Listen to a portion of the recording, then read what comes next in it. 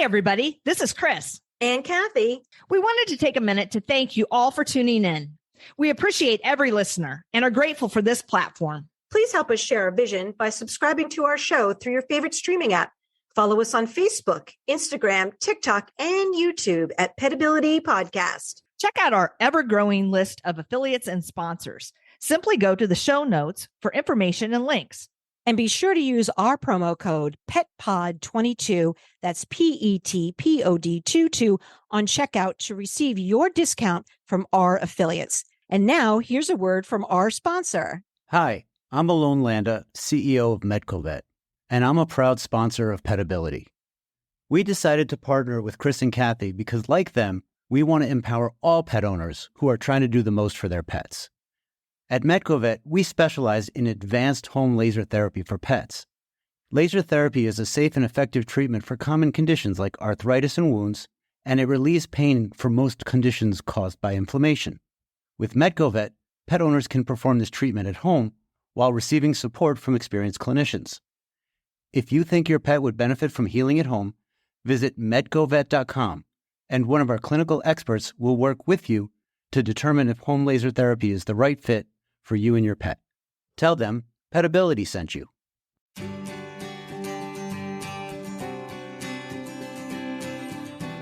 We agree that dog behavior just is. There's not good or bad behavior. It's just the context where it happens. And that's the same as humans, right? There are things that you should not do in public places. And it's the same with dogs. Welcome to Petability. I'm your host, Kathy Simons, certified veterinary technician, certified canine rehabilitation practitioner, and certified hospice and palliative care technician for pets. And I'm your host, Chris Cranston, licensed physical therapist and small animal physical rehabilitationist. Our podcast provides interviews and information to help your pets live their best lives. Morning, Kathy. Good morning, Chris. What's going on over there? Well, nice day. We're recording in the morning, so hopefully I'm awake. And I think I am, because we have been trying to get our guests on the show for a few weeks now, and it's finally here. So I'm excited to get started. Yes, me too. This whole interview was sparked by an article that you read, right, Chris? You want to, you want to talk a little bit about that? So this episode topic was spawned when I read an article that was published online on October 1st, 2025 in the Wall Street Journal. And it was written by a woman named Catherine Bindi. And the title of the article is called America's Most Dog-Friendly City Has Had Enough.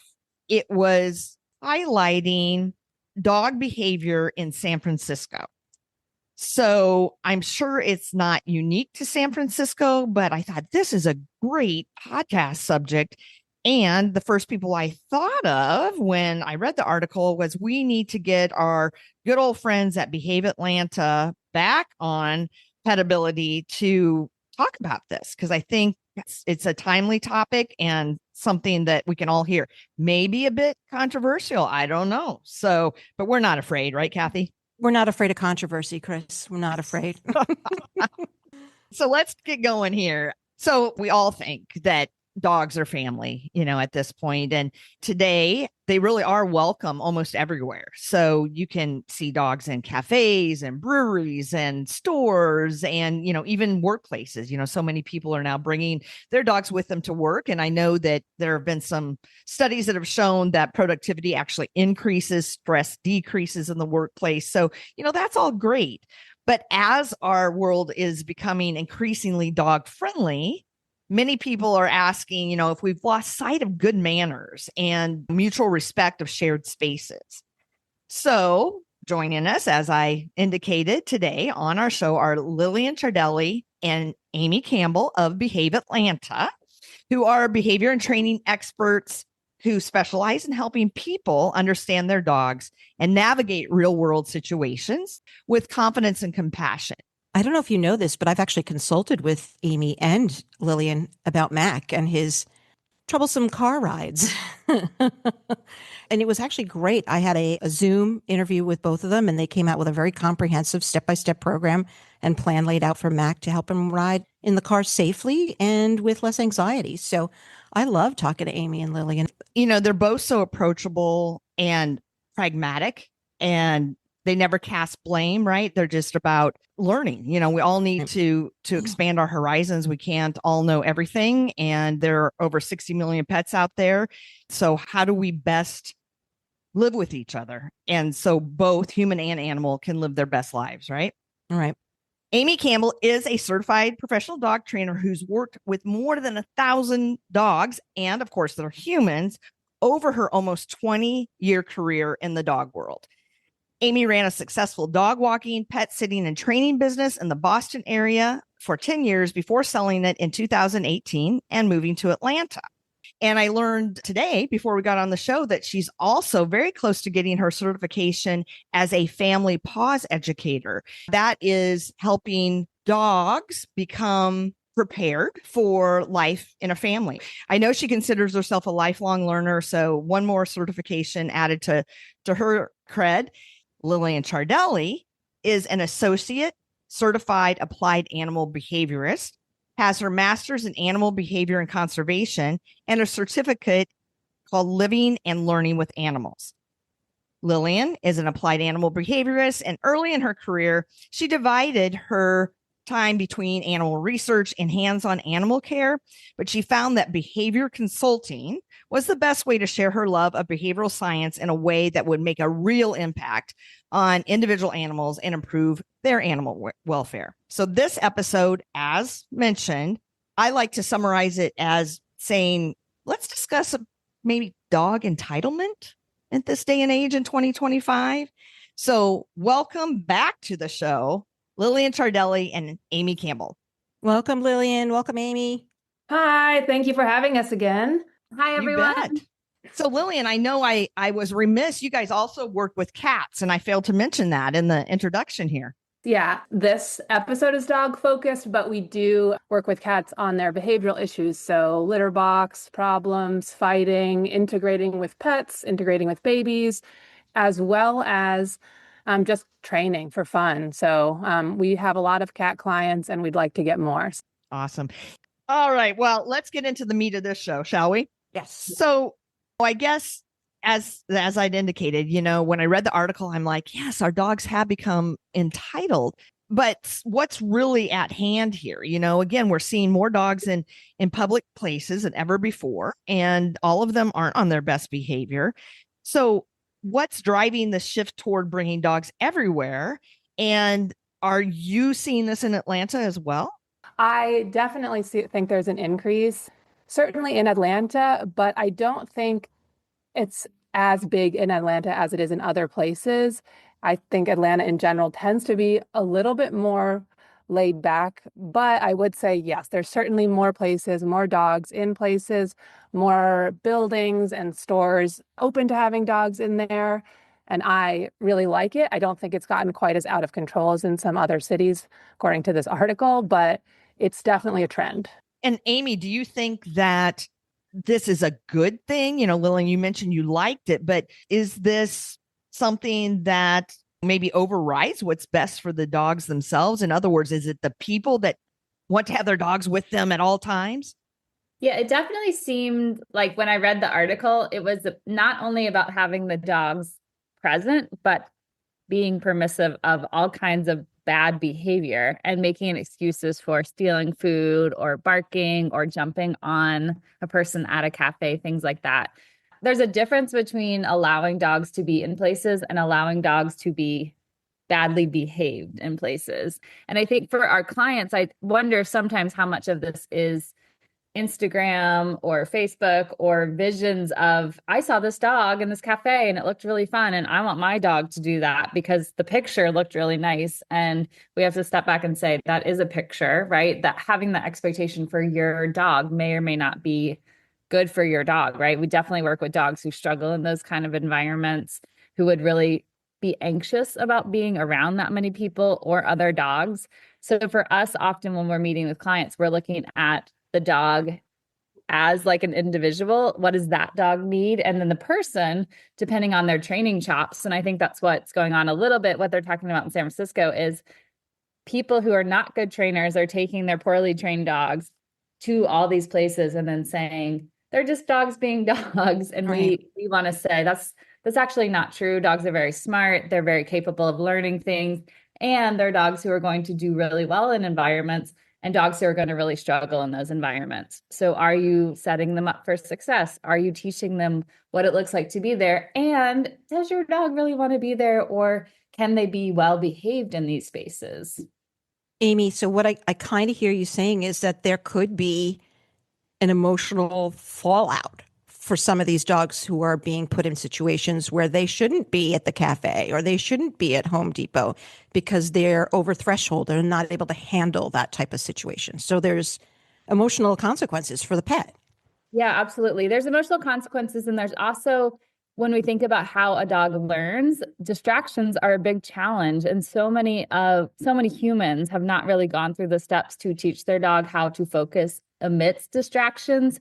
They just put them in these situations and then are upset when they, like, this, right? You can do this. Really, the dog has not learned how to work through challenges or focus among distractions. So they're really usually getting either upset at their dog or, being very permissive. They're upset at the person who's upset that the dog is jumping, rather than what does it actually look like to teach that dog to succeed in this environment. And we often see people who are kind of skipping that middle step, even if their dog is not so anxious. There's two sides of it, I guess, right? They're the dogs who are going to be anxious and are going to struggle because of emotions in that situation. Then there are other dogs who they actually need to learn how to work among distractions. And the people sometimes don't do that. And that's what I was thinking of when I read the article. I was like, oh, these people have not trained their dogs to succeed in this environment. And they're just basically getting mad at the person who doesn't want the dog jumping on them at the cafe.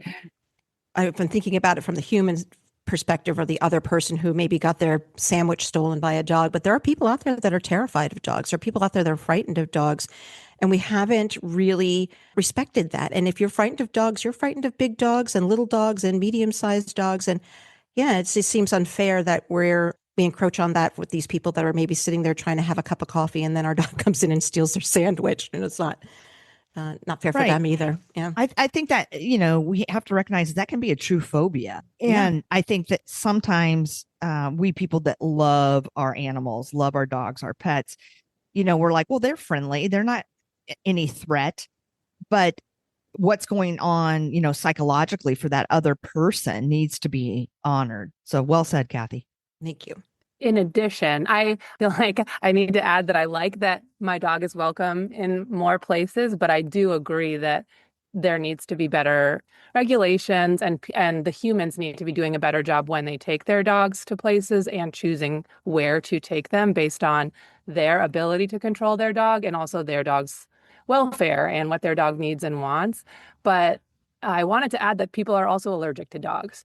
So this is something too that I wonder about a lot, that those people then have to avoid areas that do have a lot of dogs, or the dogs are not under control. And to some extent, that's been possible before because you can just not go to places that allow dogs, but more and more places now allow them. And so I wonder, I haven't spoken to anybody that's complained about this, but I wonder how difficult that is for them as well.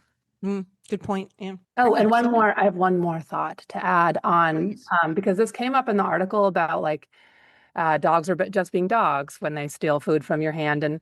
And like Amy said, with dogs not showing good behavior or bad behavior, we agree that dog behavior just is, right? There's not good or bad behavior. It's just the context where it happens. And that's the same as humans, right? There are things that you should not do in public places and that are very normal human behaviors, right? But you can't do them in public for social reasons. And it's the same with dogs. If we're going to put them in our environment and, like Amy said, help them succeed in our world, we cannot then say that, oh, they're just being dogs if they do something that is inappropriate based on what normal people or the average person expects in a group setting or in a public area. Mm-hmm. What are the problems, Amy and Lillian? What are we seeing? What are the behaviors that we're seeing in public, particularly in that article? What are dogs doing? We'll be right back. Welcome to the Foster Files, a podcast where we tell stories about animal rescue and animal welfare. My name is Kelly, and in the last 2 years of fostering dogs, I have learned that the animal shelter problem in the United States is much larger than I could have ever imagined. In this podcast, I talk to guests in vet care, dog rescue, cat rescue, bird rescue, and beyond. I also learn from animal trainers, shelter administrators, and from my own experiences in an attempt to pass that information along to all of you. If you love animals and are passionate about getting involved, The Foster Files is your next favorite podcast. I think a huge problem is still not having agreement on both sides before there's a greeting. So I see this a lot with dogs, like out in the world. So one dog approaches another dog and it's like, well, mine's friendly, so I'm doing this greeting, right? I'm kind of forcing the greeting. Same thing with the dog and a person. So it is like we need to have agreement on both sides before a dog greets. So for Lillian and I, we teach a go say hi protocol. What that means is that we're actually asking our dog to approach someone once we've had permission. So the dog is not pulling towards a person and that's how they tell us they want to greet. We're actually working with the dog and saying, okay, now that we know we can go up and approach this person, we have their permission, we can give the cue, go say hi, and that lets our dog know we can approach the person. I think that greeting thing is such a big deal. I was at my yoga studio on Saturday and there was like a little hangout after. And when my friend introduced me as someone who works with dogs and an animal behaviorist and trainer, the friend said, I really like dogs, but I hate it when they just come up to me and say hi and I don't know them. I don't want to be approached by a strange dog. And she was really surprised when I said, oh, I feel the same way because of all of the experience that I have with dogs, reacting or barking or lunging at me, working with dogs who have struggles and have stranger danger. I feel the same way. Being approached by a strange dog is not something I'm really keen on when I'm out and about. And so I think that's where we really need to be. Are we asking? Do we have permission? Do we have consent on both sides? The dog, and if there's a dog and a person and a dog and a person, 4 people, right? 4 beings are agreeing to this greeting. If we did that, we would really help, a lot. We would make a lot of the problems go away. I believe in that as well. And I feel like I'm typically the one that instigates that permission asking and greeting and so forth. I meet a lot of dogs, different dogs, almost every day when I take my 2 out. And it's interesting because I have one that hangs back and I advocate for him, that he can not say hi. And my female she gives the best calming signals. And so even dogs that are little, like the owner will be very honest, which I appreciate. They're like, kind of 50-50. And I'm like, well, let's see. And I can tell, what's going on with my experience, but it's just, they're litter mates. And again, 2 very different personalities, 2 very different responses to meeting another dog. Now, conversely, people, the female who is great calming signals and loves to meet every dog does not appreciate being approached by people. One of the things is they tend to come up over her head and she's very head shy. So she goes the other direction. Whereas my male, oh my God, he thinks everybody loves him.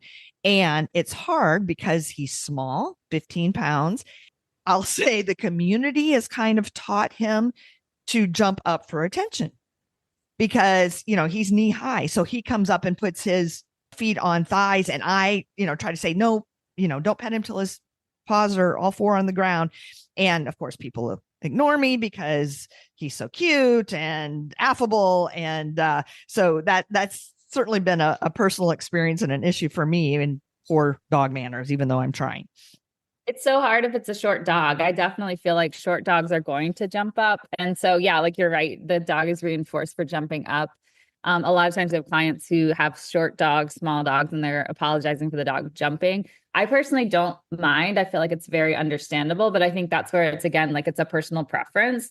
So you could always say, oh, when he approaches you, he might jump. Is that okay? Right? Because that's part of it that we think, oh, some people don't want any jumping. Some people really don't mind. Yes, that's been my experience. Yeah. I also just back to the dogs being dogs and what is good behavior and what is poor behavior.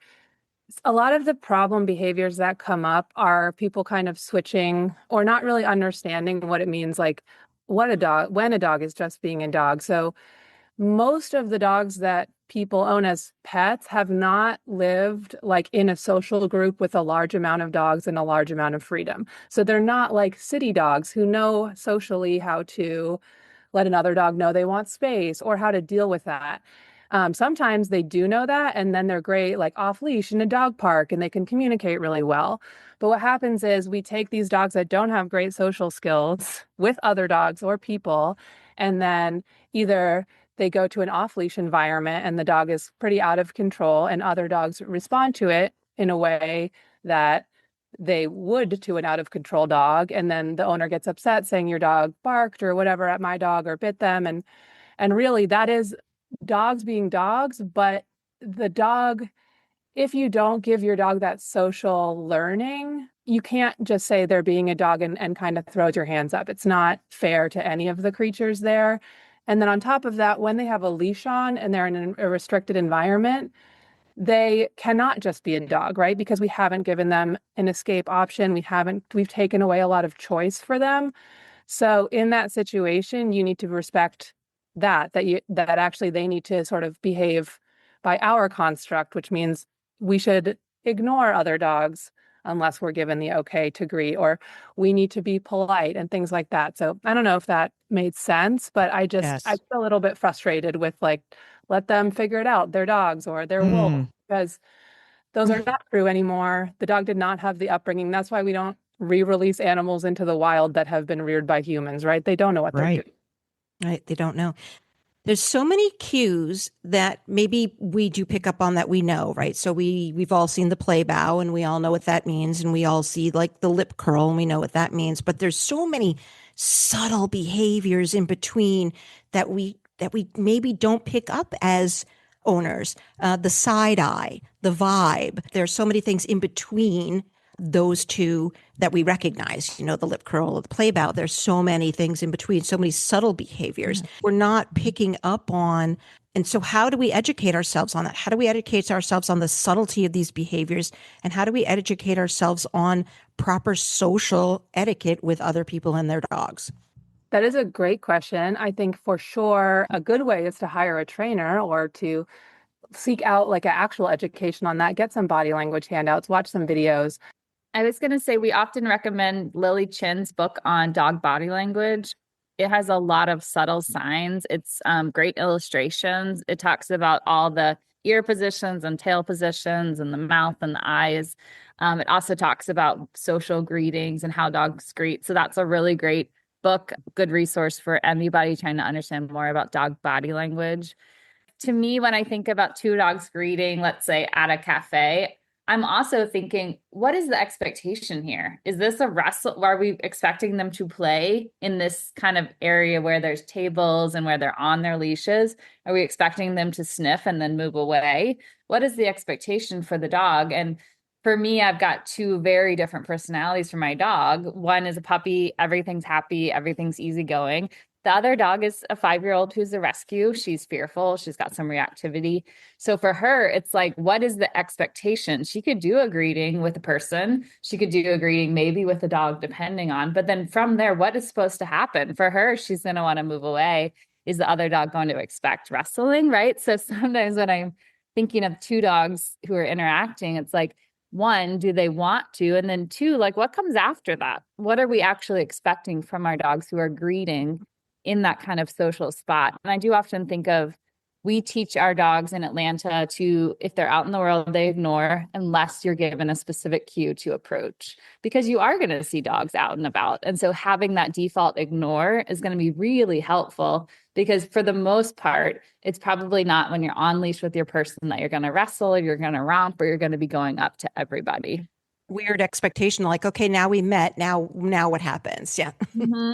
Yeah, I think many people, they're BFFs, they're gonna have an immediate connection and want to be friends, and that's just not true. Well, and for my more shy one, her name's Sienna, but for Sienna, it's also, she's happy to see someone, but she's not always happy to be pet by a stranger. So it's a little bit like, and I say it out loud to be clarifying, but it's a little bit silly. I'm just like, she says hi from over here. She's not a not friendly dog, but your expectation in greeting her is that you can put your hands all over her. Right. She doesn't necessarily want that. Yep. So it is interesting sometimes, I think, when we're talking about the greeting or two dogs or people and dog coming together? Like, what is the next step? We have to keep in mind that these are strangers too. And so typically what dogs would do is they might go quickly sniff one another. And then if after that sniff, there's an invitation to play, they might both play. And like Amy said, if you're in a cafe or if you're somewhere on leash, it's going to be awkward to have the dogs play and they might have different play styles. But in reality, it's going to be like a quick, oh, hi, nice to see you, and move on. And I think where a lot of people go wrong, even if the dogs do that nice greeting, is they kind of hang around too long and nobody knows what to do in that situation. And there's a lot of physical restriction. So ignoring is really like just avoid in general is kind of what most people say, especially if your dog is on leash. And that way you avoid any of the owner misinterpretation of their dog's behavior, because I think we've all heard that, oh, my dog's friendly. And then you go up to do a greeting and their dog is actually not that friendly and did not want to greet your dog or doesn't like your dog's approach. Like there's all these things that can make a dog who normally does something do something different on that day. And so if you're not good at reading dog behavior, if you haven't done that yet, it's best to just skip it as you're kind of educating and learning more about how greetings go and what your dog normally does. And you can also say, oh, when my dog greets, he kind of tends to jump, so I'm going to move away. Or if your dog doesn't like puppies, my dog is high energy. You can offer information that might help the other person who's trying to greet you, understand why this might not go well. Lillian, your comment about lingering, like they meet and then it's like that awkward moment, like now what happens to me all the time is that person then lets their dog go the full extent of their leash, which may not be 6 feet. It could be 10 feet, right? And then now all of a sudden they're all tangled up together, which again creates, maybe a stressful situation, which could escalate. Like I know my dog is he's much like Chris in that he is the ultimate networker, right? When he is out, everybody is his best friend. But it's important for me to remember that Mac doesn't always necessarily pick up on cues himself, right? He's not great at it. And I usually move along. Like if you want to pet my dog, yes, this is how you can do it. He likes to be pet here. Maybe not let our dogs meet today. Maybe we meet in a neutral location and go for a walk because Mac thinks everybody's like down for playing immediately. I think it's important to think about your dog and know what your dog's style of greeting is, right? The first thing that you should do is learn about your dog and understand your own dog's behavior. And the way that you do that is you just watch them, watch their ears, watch their body language in different contexts where you can be pretty sure you know how they feel. So if they have a dog friend, what do those dogs look like when they greet each time? How do they move? Where are his ears? Where is his tail? And then like in times where they're scared or in times where behavior doesn't turn out so well after, what do they look like? And what do they choose when they have a choice? And so that's a good first step in learning your own dog. So at least you can have one part of the dynamic that you can somewhat predict. Yeah, absolutely. And I was just thinking, Kathy, when you were sharing that, there needs to be an acknowledgement that dogs are mentally, socially, emotionally complex. And so for you to say, like, I kind of know that Matt can be socially, like he misses signals, right? That's like a social understanding that you have. I think that sometimes what people don't understand is how there are these different facets to a dog's intelligence. And I think understanding those is a big part of succeeding in these environments, because it is very true that some dogs are more socially savvy. Some dogs really read body language well. Other dogs do not read it well all the time and misinterpret. And so understanding that about your dog really helps you set them up and understand what's going to be best for them, what might happen in this interaction. I think that's a really important kind of part of it. Is my dog's very smart, but socially kind of misses a lot of things. Okay, I'm going to help him out, or I'm going to make some changes in how we do stuff to accommodate for that. So Behave Atlanta, you'd mentioned earlier about socialization and what's appropriate and so forth. How do we ensure that our dogs are socialized, but then again, not overstep boundaries? Here we are in 2025. Do you think that some of what we're seeing is part of the fallout of COVID? We definitely get a lot of COVID puppies. So yes, that is certainly part of it. I also think that there is a part of it where people misunderstand what it means to socialize your pet. Because for us, when we say socialize, we mean like, oh, I'm going to go to a party and socialize and be around people. But just because you're doing that doesn't mean you have good social skills. And so when we say socialize, we're talking about a specific period or socialization in a animal's development. Cats and dogs have them, and probably most social creatures. But when a dog is between 8 to 12 weeks, and then 8 to 16 is kind of the gray area, you want to expose your pet to things that are going to be in their life for as they get older, because that's when they're the most receptive to it. But you cannot just place them in front of another dog or take them to a busy place and expect that to be the socialization. What it means is take them to that environment, look at their behavior, see if they're fearful. If they are, create something positive, bring treats, add praise, whatever it is that motivates your pet, and try it again and try it again. And you might need to make the stimulus like the other dog or the sound a little bit less so your pet can kind of get used to it. And the reason we do it during that window is because that's when their brain is receptive to that information. You can certainly do it later on. It just takes a lot more repetition. And so it's like molding soft clay versus hard clay. It's harder to do it later on. It's not impossible, but there are also other ways of dealing with socialization and teaching adults and dogs that might, for whatever reason, maybe it's their physiology, their way their brain works, that they're just not don't have good social skills. You can train them like what to do in a social situation. We do the same thing with people that might have awkward social skills. If you say, okay, when you greet a person, you should do X, Y, Z, then they don't necessarily need to be able to read the other person's facial expression. You can learn skills to cope. And that's so if you missed the beginning, you don't know what happened in the beginning during that socialization period, you can still do it when they're adults, but the solution is not throw them into the deep end and expect that to work.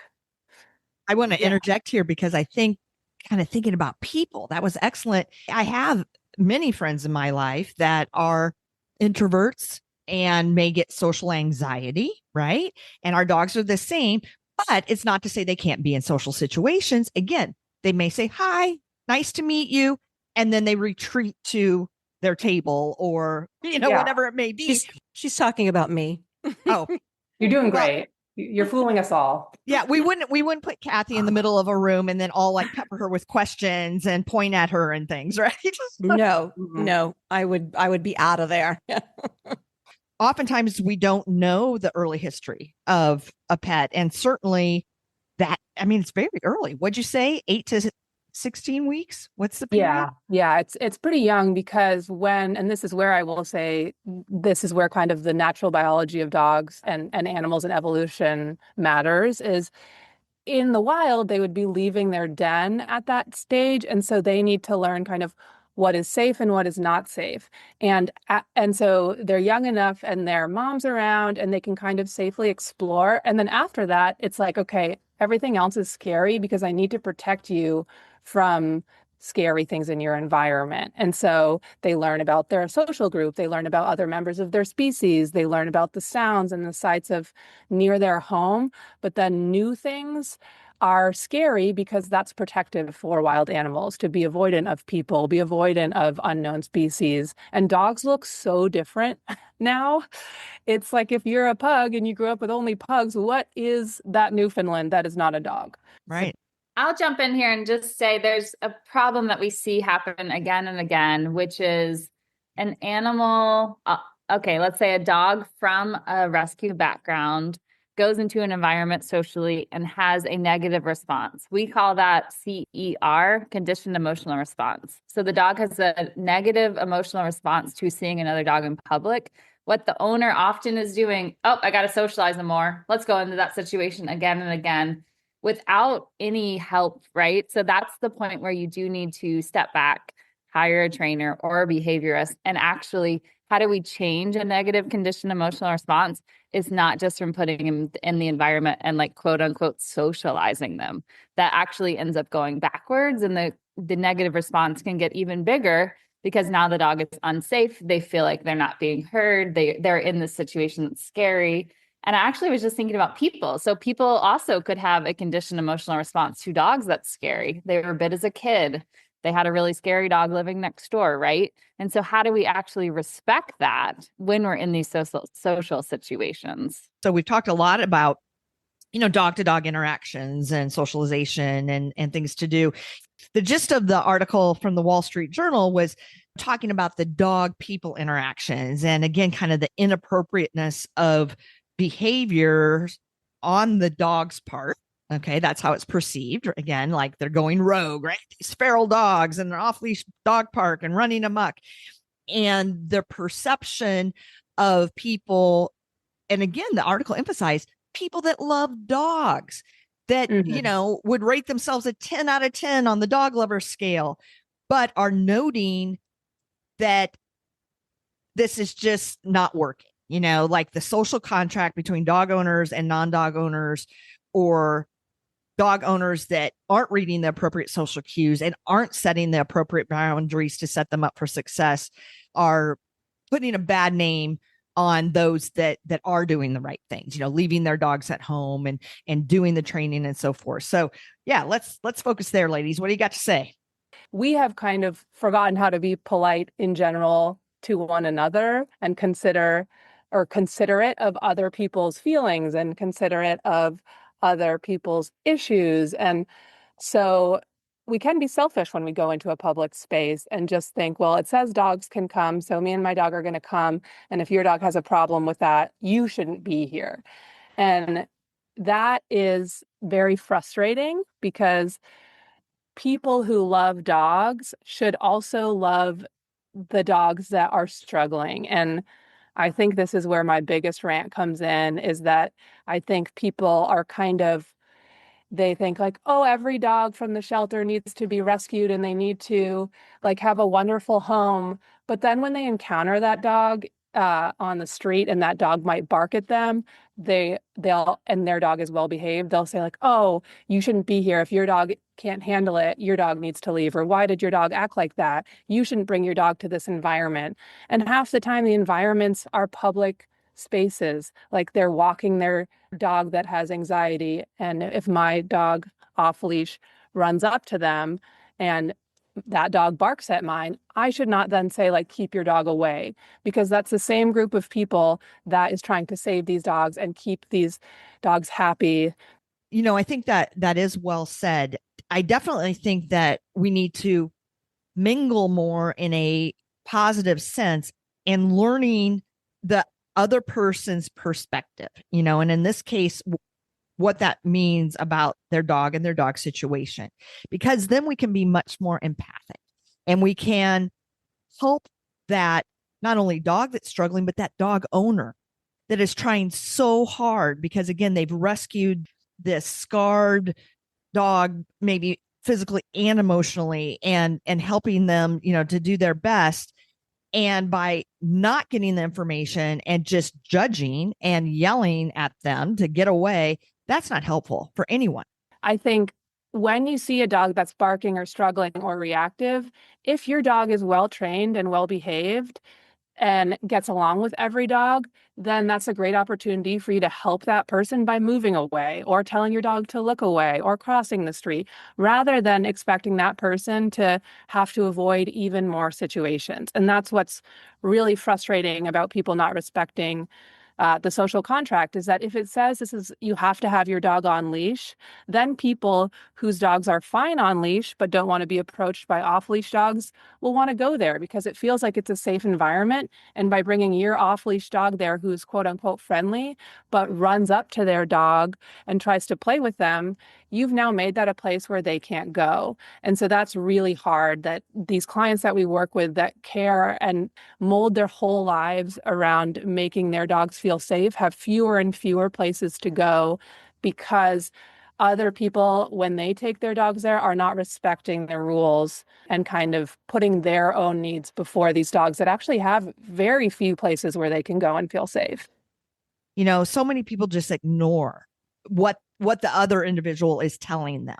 They're so focused on their dog and that they don't really listen. And I think we all need to listen to each other as part of that social contract to make it safe and comfortable, a positive experience for everyone, not only the dogs, but the people out in public. Absolutely. And I do think that there are small things that people can do to help in that situation. And the things are give more space, ignore the dog. If your dog is staring at another dog, ask them to look at you, right? So there are some small ways that you can help. But yes, you're totally right, Chris. It's not going up and saying, here's what I did with my dog and here's why it worked. And you should do the same with your dog. It's recognizing that the other dog is a totally different dog and probably need things. Every situation is unique. Yeah, absolutely. What about this whole thing, ladies, with people claiming that their dogs are service animals when they're clearly not, as an excuse to break rules, airplanes, stores, grocery stores, and these dogs are barking, peeing on the floor. And these owners, I mean, what do you have to say about that?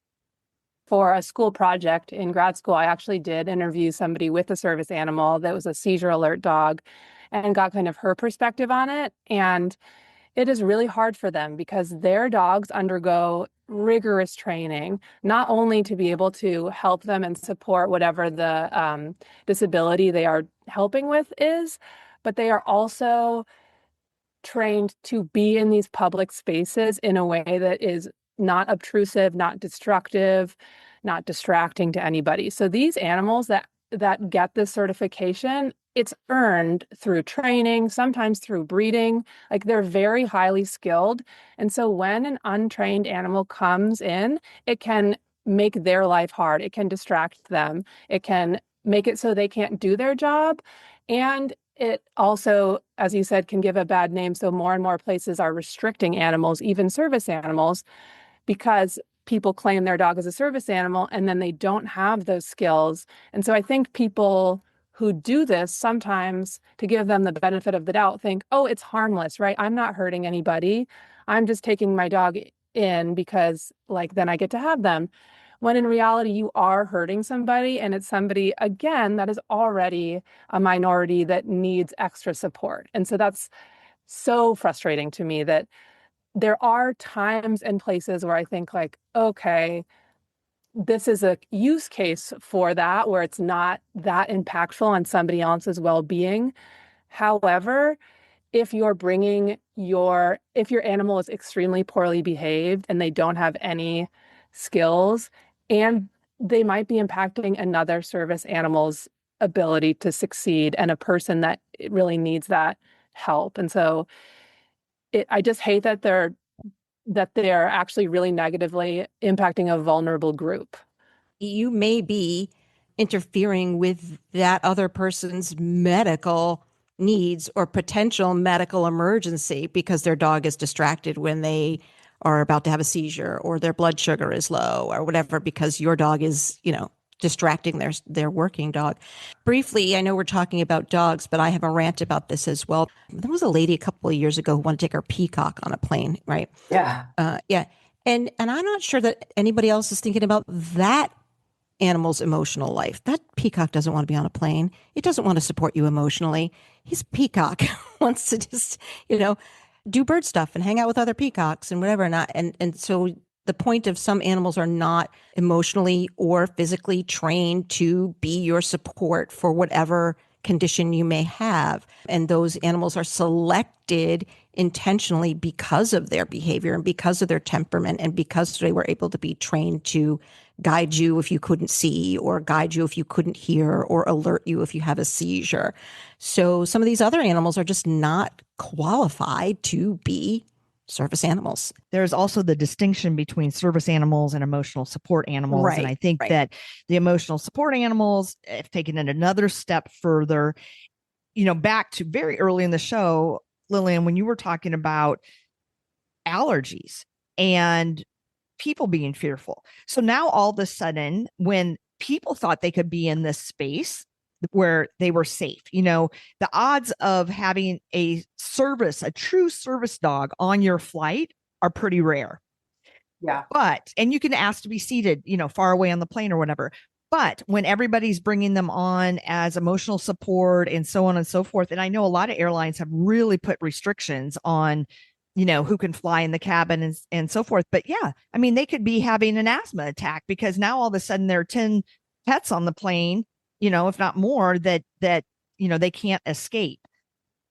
And I do want to go back to talking about body language and talking about understanding your animal, especially if the emotional support animal is not truly an emotional support animal. So I know that those pets and that service does exist, and people certainly need their pets, and there are certain times and places where being able to have their pet with them is hugely helpful and doesn't affect other people negatively, especially if that pet has training.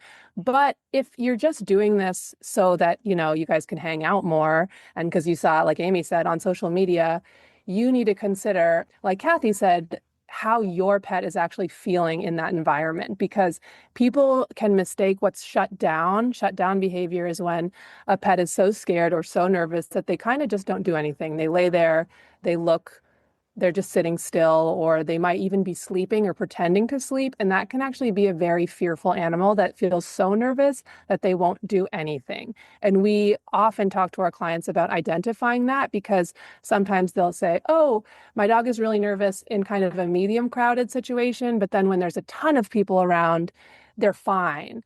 And fine is not like we're saying, oh, are they then social, or are they calm and responsive to you, or are they not making eye contact, just being very still? And so really thinking about what is best for your animal in that environment works. And to Kathy's point, one quick story, I was at one point contacted by a therapist who was asked to provide an emotional support certificate for a guinea pig. And they actually wanted my input on if I thought that was appropriate. They were on the person side of things, and they were asking me about kind of the guinea pig side of things. And I said, I'm not a guinea pig expert, but I know they are prey animals. And so for this animal to be asked to like go on the subway, from the animal's perspective, this is not going to be very comfortable. They're going to be fearful. They're also like a rodent, so they're going to be pooping. And so there are reasons from the animal's perspective that I don't think this is a great idea. There might be contexts where, yes, it's fine to bring BYO guinea pig, but from my perspective, if I'm advocating for the animal, I don't know if that animal's training and life history would have it be happy in those situations. Right. Yeah. And I do worry about like a few dogs ruining it for everyone. What I think about is, the nice park that is dogs on leash, and then all of a sudden dogs are off leash there, and it means that they make it into a no dog park. And I don't want that same thing to happen on airplanes or different spaces where these emotional support or service dogs are welcome. There is the risk of ruining it for everyone. And so it's like very serious. We take it very serious. If somebody asks us to give a certification, we're like, okay, here's what you need to look into. Here's how that works. We can't just write you a certification. That's not how it works. We can teach you certain skills, but there's a whole category, and we really want to respect that, because we want those animals to be allowed to be in these spaces, and we don't want to do something that jeopardizes that. Yeah.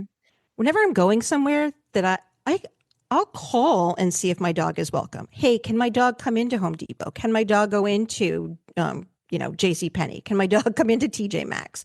So it's just a simple like courtesy to where you're going. Can they come? And not just assume they can come. And then also when Mac goes, I also put him in his stroller, which is so, so cute.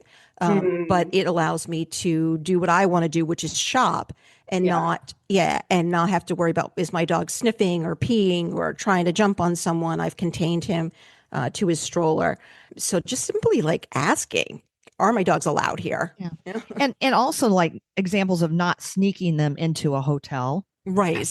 Again, think about allergies, think about, leaving, stains or whatever on the carpeting. And, when we're traveling, we often aren't equipped to be able to clean something up appropriately. But yeah, there's just be honest and forthright. And I remember one time we stayed at a little inn, and they had a separate little cabin, and that was their pet friendly cabin.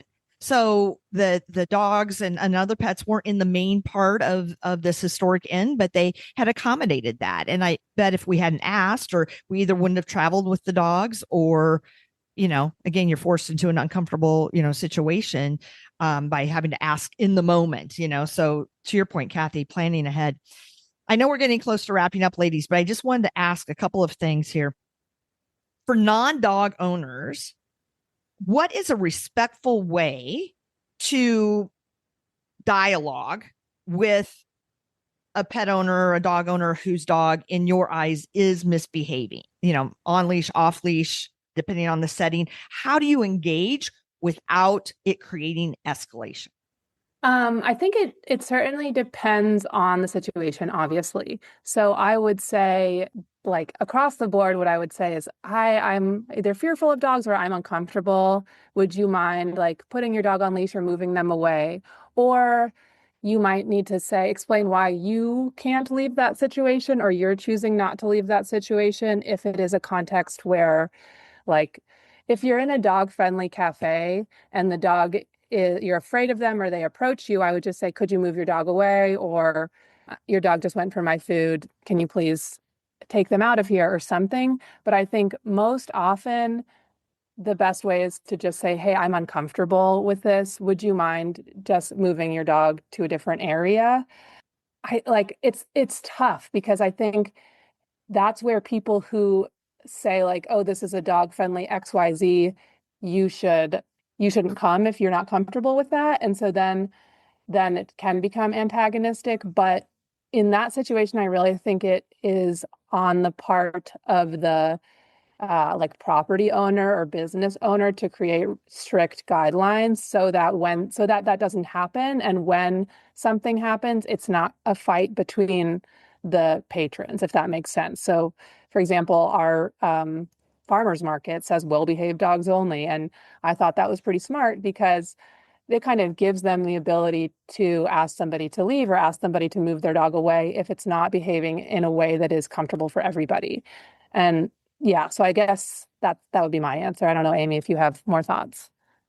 I think that sometimes disengaging is helpful. It's interesting because when we talk about communication as humans, we are mostly thinking of words and being verbal, but I think being nonverbal can help as well. So if I am in a situation where a dog is trying to walk up to me, I will turn my back, I will walk away, things like that to really say, I don't want this interaction to happen. I want to show you that this is not something I'm interested in.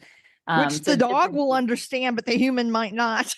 I think that's true. But if you turn around and talk to the person, the dog will then consider it an engagement and will be engaging with you, right? So exactly. Yeah, I think that's the question is, what are you trying to stop the dog in that moment, or are you wanting the owner to do something? Because those are sort of a little bit different situations. And often if you speak to the dog or you say sit or you put out a flat hand, both to the owner, like what Amy said, nonverbal communication can be pretty impactful. So turning away, throwing out a flat hand, walking away, or saying out loud, like, sit down, please move away. No, that's like, you cannot take my food, or something that kind of is passively letting the owner know that you're not going to tolerate this from their dog and you don't need to, without physically making contact with the dog or doing something that could be dangerous for you or fearful, like cause fear to the dog, because again, you don't really want to be interacting with this animal in the first place. And it's not necessarily their fault that they're in this situation. It's the owner that we need to be kind of taking charge. Right. I'm the queen of passive aggressive-ness. I'm like, hey, buddy, that's not polite, or, no, like not in negative, but like, no, you can't have my sandwich, that kind of thing. And then, it speaks volumes to the owner because they may not even be paying attention. Right. They could be talking to somebody on their cell phone and they are not even aware of what their dog is doing and encroaching on somebody else's space. And so I think that's 101 as well, is to always be vigilant about what your dog is doing in public spaces, because we're often distracted. Absolutely. Yeah. And I have to say, recently I've had a few different conversations with women who are raised in the South, and the conversation goes like this: you were probably raised like I was raised, and that we need to be polite and kind no matter what. I'm going to let you know that isn't how you have to operate as an adult. You get to say either, please don't do that, or your dog is doing X, or my dog does not want to say hi. You can be direct and clear, can be kind. So it's okay to not, be polite in that situation or taking care of that other person, right? What do you need? What does your dog need? Can you state it in a way that's direct? And direct is okay, right? It's okay to be that way. It's interesting how that has come up a few times lately. And we talk about like the social conditioning of dogs, but also humans. And I think in the South, it's so common for women, probably everywhere. But I know growing up in the South, it's like being polite is number one. So that's what we always should be. And what it means sometimes is that we don't know how to be direct. We don't know how to say, I don't want this to happen. I don't like that your dog is doing this. We do spend a lot of time actually with a lot of our clients coaching this. And there's a lot of videos online telling people how to advocate for their pet and advocate for their space, because as always, the person with the friendly, quote unquote, approachable, like in your face dog is the one that is comfortable telling you what they think and telling you what their dog wants and what they want and what they need and what you should do. And then the owner with the reactive dog is the one who feels embarrassed and shy and feels like they don't have the space to say, I need you to step away, or actually, no, you really cannot come say hi, or please stop. Like just stick, like there's a lot of visuals and practice videos out there just putting out a flat hand that says stop, like stop right now, because you can be saying my dog is aggressive while someone is like reaching their hand into your dog's mouth. So really the nonverbal stepping in front of your dog, physically blocking helps, but it's not easy. And so we also recommend harnesses, leash wraps that say like not friendly, and sort of more things that take the load off of the person on having to say anything. Sometimes the muzzles are good for that too, where somebody will not come close to you if your dog has a muzzle on because they expect your dog to bite, which they actually can't, but it can be a helpful kind of stay away from me. And I often, Chris, take your route where I will just kind of narrate what's going on. Like I'll say, we're going to move over here to the side because you're not feeling like saying hello today, especially when I'm working with clients where I'm like, hey, maybe that dog will keep going and we will keep training over here. And if the person doesn't have headphones on and is paying attention to their dog, hopefully they will take that clue. Again, a surprising amount of people do not, but I like to think that they are hopefully oblivious and not mean or inconsiderate. Yeah. Yes. I think that's a great one small shift in mindset or a habit that you can create. I love that flat hand because again, I always say that dogs are the masters of body language, and again, they'll perceive what you're putting down oftentimes well before the human. So if we kind of learn some of those cues, that then maybe that person on the other end of the leash takes the cue from their dog, right? So the dog sees, oh, flat hand, they turn away, the person continues to walk on, without it even registering. Great stuff, ladies. All right. Okay, so as we're closing, Amy and Lillian, can you tell our listeners where they can find you if they want to set up a virtual consult or if they want more information about Behave Atlanta? Where can they find you? BehaveAtlanta.com or Instagram at Behave Atlanta or Facebook at Behave Atlanta. And Mac gives 4 paws up for his consultation with Amy and Lillian. So thank you guys. Yay. Thank you, Mac. We appreciate it. We appreciate you guys. I think it's hilarious you said 4 paws. I'm just imagining a little like bug move. Because I was going to say 5 paws, but that doesn't make any sense. Yeah. That's the highest he can give you. He only has 4 paws. Well, ladies, thank you for what you do. Your website is awesome. It has so many resources for dog and cat owners, very well laid out, really defines your mission in creating calm and confident companions for all of us.